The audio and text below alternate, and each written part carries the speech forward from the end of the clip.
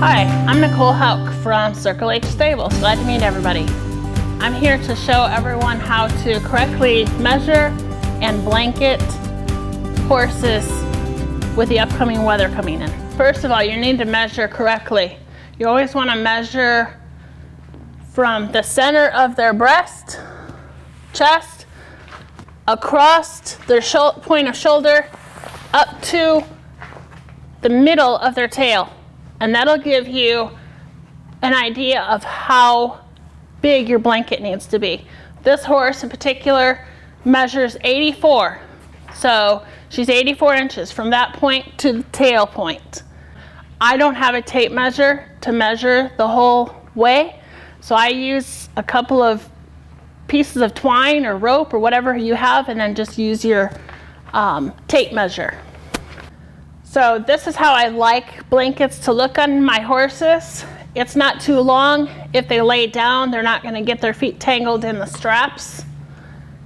And they can comfortably roll. Sometimes they get itchy underneath of the blanket. I like it to fit well around the neck, but not too tight where it's going to rub. There's different blankets and different, they call it denier, how thick they are, how well insulated they are.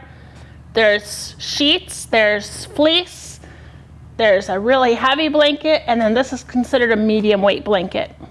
So this is when most people start to kind of think about it. And then this is when I'm really thinking about it, when it's below 20 degrees and there's lots of wind. Some people blanket because they're coming up on race season and they need their horses slicked out. There's tons of different ways to know if your horse needs to be blanketed.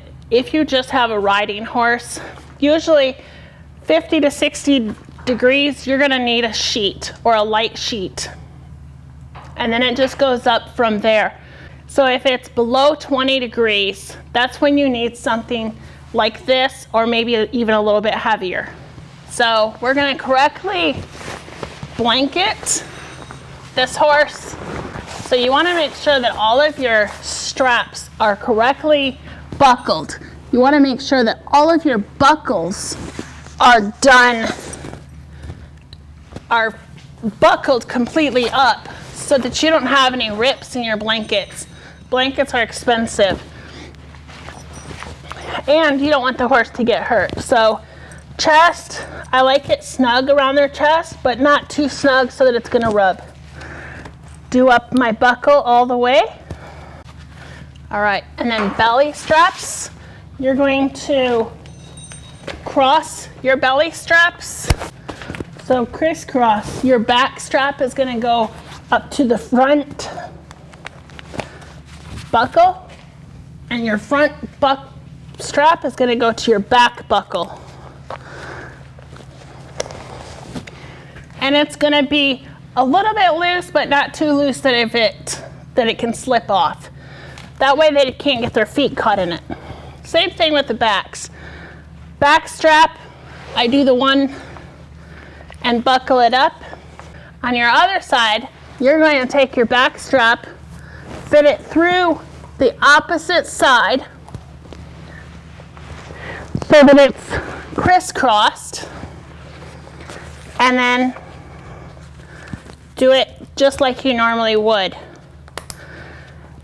I learned this trick a few years ago and it has saved lots of blankets.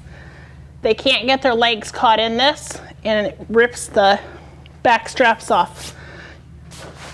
You see a lot of straps or a lot of blankets that don't have rear straps, and the blankets fly up over the horse, and that's a good way for a horse to get hurt and a good way to ruin your blanket. That's all I've got for today. Thanks, guys.